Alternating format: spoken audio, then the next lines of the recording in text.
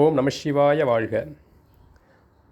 அன்பர்களே, குரோதி வருட புரட்டாசி மாத மகாலய பட்சம் நடந்து கொண்டுள்ளது. இந்த மகாலய பட்சத்தில் பெண்கள் செய்ய வேண்டியது, மலேசிய நேரப்படி இரவு 7 மணிக்கு மேல் வீட்டு வாசலில் ஒரு அகல் விளக்கு, ஒரு டம்ளரில் தண்ணி வச்சுட்டு ஒரு மணி நேரம், அப்புறம் அதுக்கப்புறம் எடுத்து அந்த உள்ளே வச்சிடலாம், அணைச்சிடலாம், மலையேற்றிடலாம். இப்படி செய்வதனால் நம்ம முன்னோர்கள் இந்த மகாலய பட்சத்தில் நமது இல்லம் தேடி வருவார்கள்.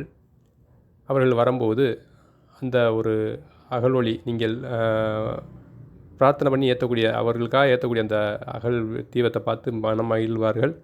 ஒரு டம்ளரில் தண்ணி வைக்கிறது நல்ல ஒரு புண்ணியம். ஏன்னா நம்ம வீட்டுக்கு வரவங்களுக்கு ஒரு டம்ளர் தண்ணி கொடுக்கணும். அது மாதிரி அவங்களுக்காண்டி ஒரு டம்ளர் தண்ணி வைக்கிறது, அவங்க மிக மிக ஒரு மன மகிழ்ச்சியோடு அவங்கள வாழ்த்திட்டு போவாங்க.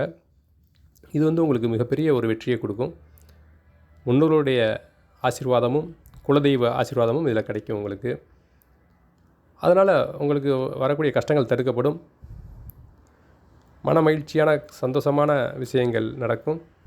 இது கண்டிப்பாக உண்மை. ஆதலால்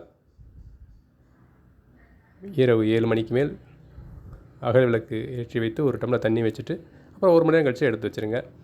செஞ்சு பாருங்கள், நல்ல ஒரு மாற்றம், முன்னேற்றம் கிடைக்கும்.